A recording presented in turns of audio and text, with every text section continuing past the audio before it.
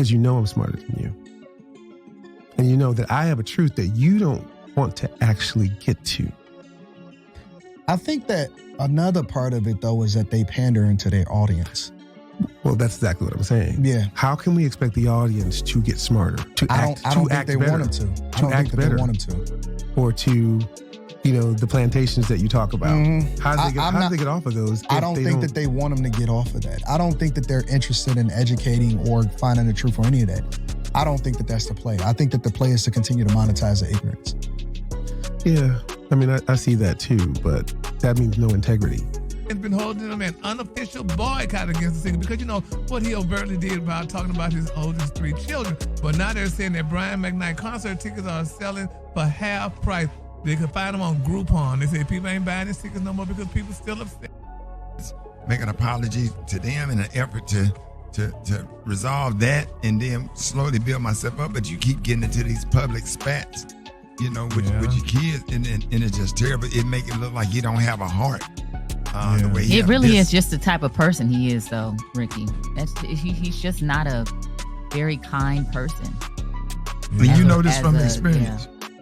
Yeah, I mean, I've shared before that I interviewed him, but, when we posted that video of me talking about how rude he was when I interviewed him, all of my colleagues had similar stories. Are you serious? He's not a nice person. Talking about other radio personalities? Other radio personalities, yeah. He just has jerk tendencies. Have a child named Brian McKnight Jr., and then you fall out with them, have a new baby, name him Brian McKnight with a different middle name, and then legally change your name to the new kid's name. You tried to start back at one with your kids? Don't act like you better than us. You're not. You worse than us. All right. Y'all got no spoke for the interview? Anton Donaldson, Anton Jameson, whatever his name is. No, I don't know him. Anton. He's saying that I think I'm smarter than everybody. Yeah. I'm smarter than him. Dr. Rickey's show, he really put it in the proper context or whatever. When I saw that, I was absolutely stunned and horrified by watching that. I just want to say to Brian McKnight kids, all of his kids, the ones that he said that's born out of evil or born in evil, whatever he said, whatever he claims, or whatever, let you know that you have a lot of support out here. We here at the Rickey Smiley Morning Show support you. If anybody get this message out to Brian McKnight, 2 sons and daughter, you are always welcome to the state of Alabama, to the great state of Alabama. And accosted in public, apparently because some people can't handle seeing my happily ever after. Coming after me is one thing, but the moment you come after my wife and our children, it's another story. Because even more important to me than defending my name is defending and protecting them. I want to address some of these recent discussions. There is a very simple reason why I post about some of my children on social media and not others. The children that I do not currently have relationships with, I don't post about them. Instead, I post about the children with whom I do have relationships, with whom I am proud of, and about whom I want to share my pride in their accomplishments. I don't live in the past. I live in the present and the future. I am so proud of the man I am today, the husband I am to my wife Leilani, and the father I am to our children. I'm so proud of our love, our family, our life. So I will, without apology, continue to shout about it as loud as I can. If you can't help or handle seeing happiness and love, then I respectfully ask you, why are you even on my page? Maybe you should ask yourself that too. It's been a long journey getting to this day, October 16th, 2025, but we are here in the English countryside, about an hour and a half outside of London, and the verdict is in. We've been quiet, listening to liars continue to lie and keeping to ourselves, living and loving our life, as we said, leaving everything in God's hands and letting our lawyer do the talking. But according to the courts, trying to ruin my name and trying to bring harm to my family in a book filled with lies equals $8.8 million. And this is just the beginning, because anyone and everyone that helped promote these lies will hear from my lawyer in the days to come. Don't act like you better than us. You're not. You worse than us. Are you serious? He's not a nice person. Talking about other radio personalities? Other radio personalities, yep. Yeah. He just has jerk tendencies. No weapon formed against us shall prosper. They're doing things that I personally didn't know that I could do. And I wanted to share this song that we all know and love very well, and hopefully it'll have new meaning for you as well. Yeah, right? Yeah. Oh, say, can you see by the dawn's early light what so proudly we hailed at the twilight's last gleaming, whose broad stripes and broad stars through the perilous fight. All the ramparts we watched were so gallantly streaming, and the rockets flying, the bombs bursting in air, gave proof. You know, when I'm watching Brian and two of his sons sing the national anthem, you cannot have that cohesiveness, that perfect harmony. And although father is a great singer, that's not necessarily something passed down. That man had to have coached his sons that way. The sons had to have been all in to want a voice similar to their father. In a nutshell, all I'm saying, folks, is miss me that Brian was a horrible father. And on that note, let's start the show. If it's love, I want everything. Touch my soul, touch my heart, don't judge my mental. They told me that life is simple, been real since Papa Pimple. I started out in the rental, sonata, the presidential. Speak once and listen twice. They told me that less is simple. You know, Anton is a man that I disagree with more than agree with. I really do. There's things that Anton does that can get under my skin, but I don't know him personally, so I don't take it personally. Nonetheless, you gotta be a hater if you didn't appreciate that interview he had for Brian McKnight, giving him a platform to give, or rather tell his side of the story. And it was a dope interview, but I chose to speak about a portion of the interview that Brian and Anton had, and I thought highlighting it was pivotal. And I'm gonna be coming in and out,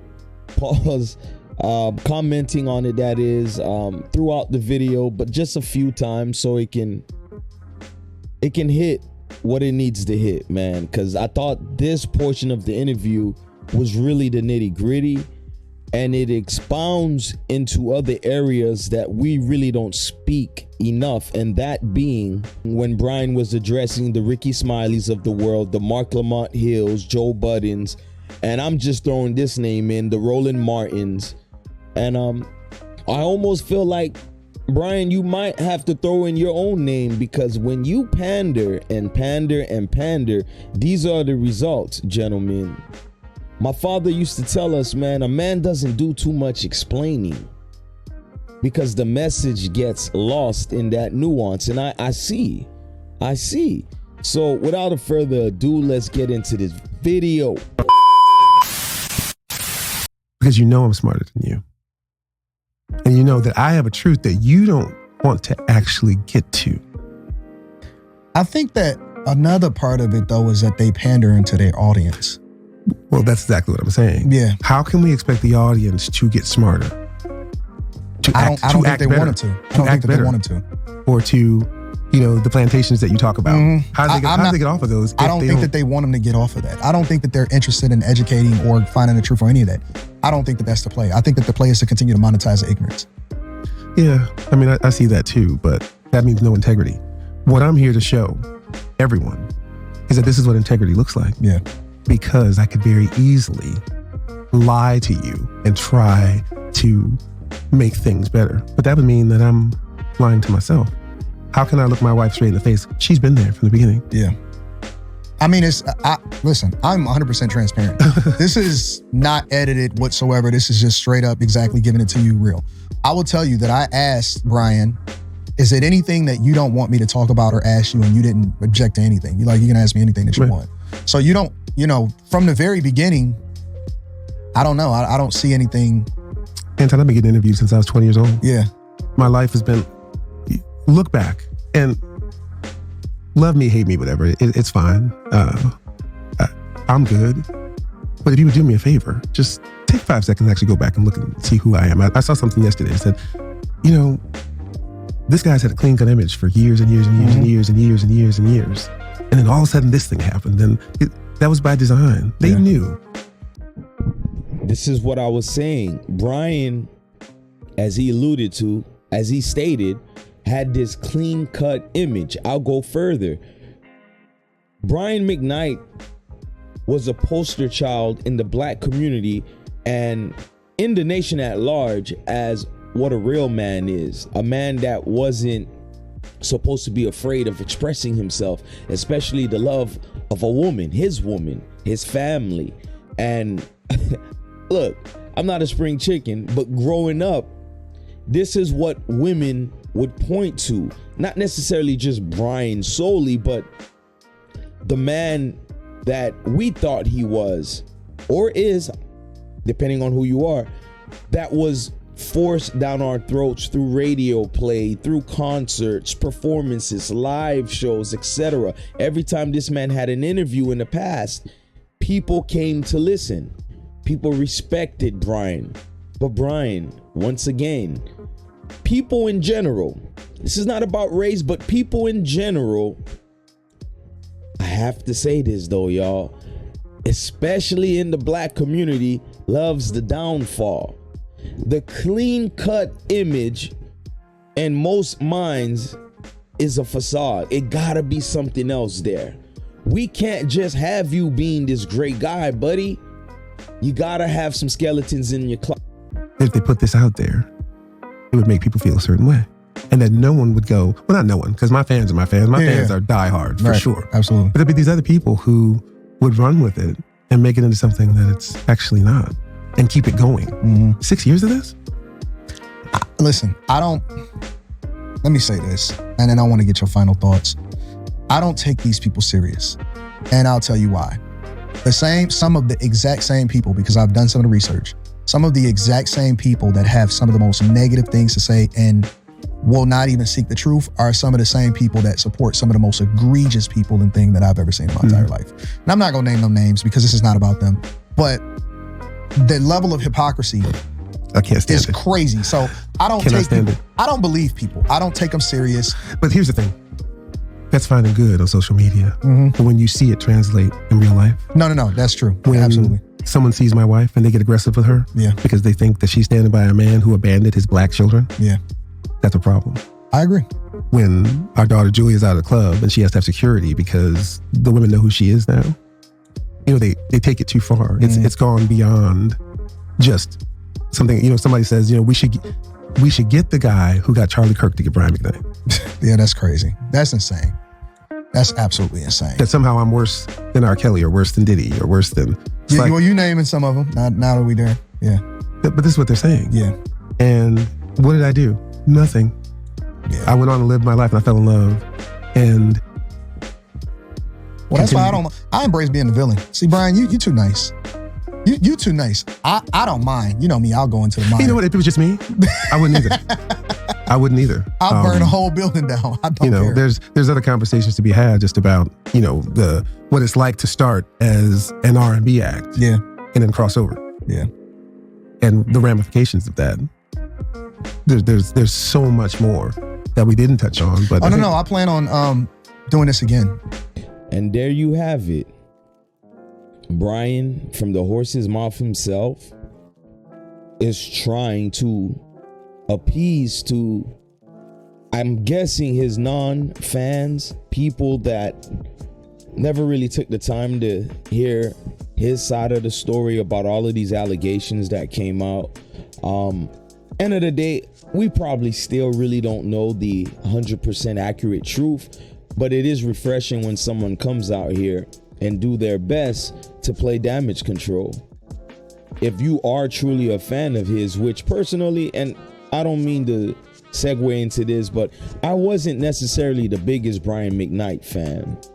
It's just not my cup of tea, you know, ballads and, you know, I hate to say this, the pedestalizing of, you know, women. It's not necessarily my thing. If you're not my woman, my sister, my mother, I don't do all of that. But I'm just at an age where I look back and I realize the things that I like could have been toxic. Maybe I should have, you know, paid attention to more of Brian McKnight's songs. But every time they came on, I just thought, okay, pretty lovely. And I left it alone. I wasn't really looking for Brian McKnight per se. But you would be a fool if you came up in my era and pretended this man was nothing big. Brian McKnight, ladies and gentlemen, was that dude. And for a while, still has a great voice. I think his personality is pretty transparent. He seems to be who he is when he sings. You know, it occurred to me as I'm reading this post right here by the Iron Hashira, and he says, man, fuck Brian McKnight. Like it came from the depths of his soul.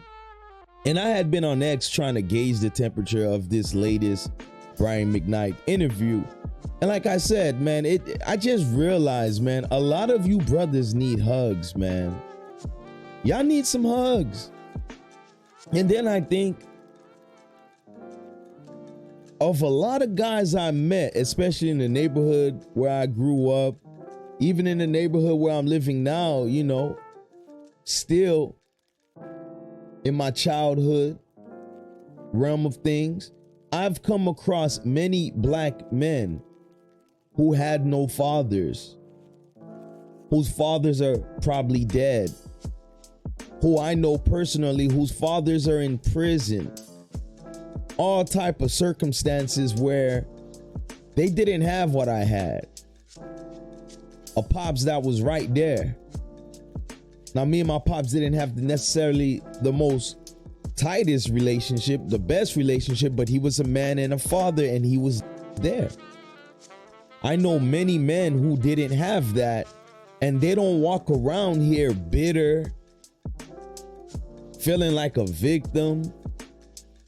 And then you see all these other men projecting their issues with their fathers, and their fathers were there.